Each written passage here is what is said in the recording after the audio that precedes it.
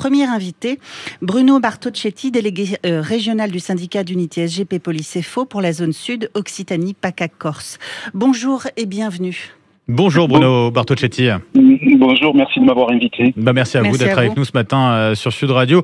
Alors par rapport au sondage dont parlait Marine, pour l'instant la très grande majorité de nos auditeurs mettent en avant justement la police et la justice, voilà, pour faire face 47% à 47% pour être l'une des solutions, si ce n'est la solution pour faire face à ces trafics. Mais d'abord, est-ce que vous pouvez nous dire ce qu'on sait aujourd'hui sur les profils des 3 personnes tuées ce week-end à Marseille? Qu'est-ce qu'on en sait aujourd'hui ce matin là? Voilà, bon, l'enquête est toujours en cours, comme vous le savez. Le profil est un peu différent de ce garçon de 14 ans qui a été tué parce qu'ils sont un petit peu plus âgés. Maintenant, on sait bien évidemment qu'ils étaient connus de la police et de la justice, et notamment en matière de stupéfiants. Voilà ce qu'on peut sur le profil, on va dire classique, et malheureusement avec des règlements de compte classiques sur ce thème-là. À la mi-août, on était à 11 personnes décédées selon le ministère de l'Intérieur depuis le début de l'année. On s'achemine vers une année tristement record ou pas? Et comment on explique cette flambée, notamment cet été, des homicides sur fond de trafic de drogue? Oui, je me souviens sur votre antenne avant l'été où j'avais parlé d'un été chaud et je parlais pas de météo comme vous vous en doutez. Tout simplement parce qu'on sait qu'il y a un regain de violence, pas qu'à Marseille, on l'a eu aussi dans le Vaucluse récemment. Et c'est vrai que les règlements de compte, alors on va retenir 2 raisons essentielles. Alors c'est vrai qu'il y a l'occupation du terrain faite par la police nationale, c'est un premier point, mais surtout vous avez un déplacement des vendeurs de stupéfiants, des dealers. Vous savez, les acheteurs sont de plus en plus nombreux, soulignons-le, mais se déplacent de moins en moins. C'est moins agréable d'aller dans les cités. C'est très difficile pour eux parce qu'il y a la crainte d'être pris en flagrant délit. Donc vous avez ces dealers qui se déplacent et qui du coup occupent le terrain des concurrents, et on part sur des règlements de compte sous forme d'occupation de territoire, même s'il y a aussi des règlements de compte sous forme de dénonciation, comme on le sait. On a appris justement vendredi à ce titre que 2 trafics de livraison de cocaïne à domicile avaient été démantelés du côté de Marseille. Les livreurs achemiнаient de la drogue à scooter, à vélo et même à trottinette. Alors au-delà du fait qu'ils se déplacent et donc il y a des risques de guerre de territoire, est-ce que ça montre pas aussi là le niveau de confiance acquis par certains trafiquants, une forme de sentiment peut-être d'impunité?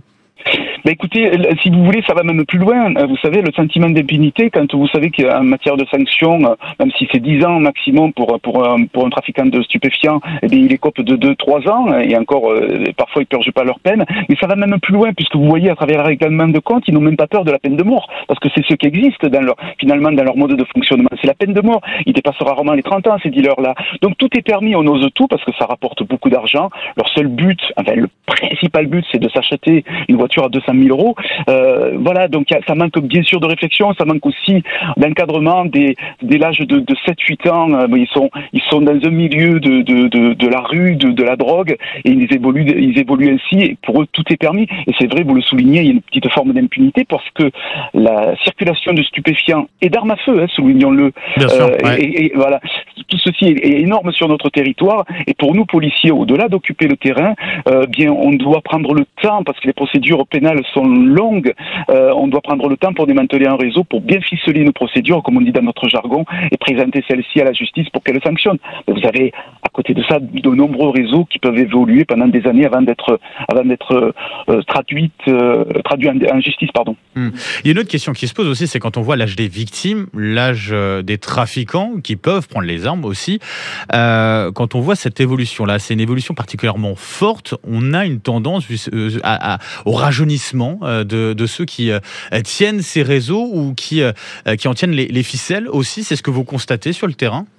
Oui, on le constate, et puis on était choqués de voir il y a 7-8 ans qu'on était dans un rajeunissement avec des mineurs de 16-17 ans qui évoluaient dans la circulation des stupéfiants. Et là aujourd'hui on voit c'est des gamins de 13-14 ans. Mais vous savez, la drogue circule beaucoup plus fort qu'il y a encore 10 ans, encore plus fort qu'il y a 30 ans. La cocaïne coûte 5-6 fois moins cher. Il y a de plus en plus de consommateurs, ça démontre que notre société est malade. Et du coup, et de fait, les réseaux se multiplient. Ils ont besoin de main-d'œuvre. Ça commence par des guetteurs, on les prend très jeunes. Puis on retient aussi qu'un gamin de 14 ans qui est traduit en justice ne sera pas sanctionné. Donc tous ces éléments donnent de la force à ces réseaux pour amener très vite des jeunes gamins dans le réseau de stupéfiants. Est-ce qu'on arrive aujourd'hui à inquiéter les gros trafiquants ou est-ce qu'on s'attaque finalement à ceux dont on peut éventuellement auxquels on peut s'attaquer, c'est-à-dire les plus jeunes ou ceux qui sont en première ligne, les guetteurs? Voilà, aujourd'hui, si on travaille essentiellement sur les guetteurs, sur les dealers et sur les consommateurs, on va pas dans le fond du sujet. Et la réponse est un petit peu dans votre question. Les gros bonnets, on a du mal à les faire tomber parce que d'abord, on nous demande des résultats très rapides. Et donc, il faut donner, en fait, des moyens aux officiers de police judiciaire, aux policiers qui travaillent dans l'investigation, de donner des moyens à la justice, de pouvoir travailler sur du long terme pour faire tomber les gros bonnets. Ensuite, vous avez, si vous m'accordez encore 2 secondes, un groupe qu'on doit renforcer dans le cadre du travail. Ce sont les groupes interministériels de recherche où on y retrouve les impôts, la douane, la gendarmerie et la police. Et là, on pourra faire mal aux gros bonnets. Mais encore faut-il s'en donner les moyens sur un plan politique, au niveau du gouvernement et bien sûr travailler sur l'international, comment on pourrait travailler pour éviter l'importation de cannabis qui nous provient essentiellement du Maroc.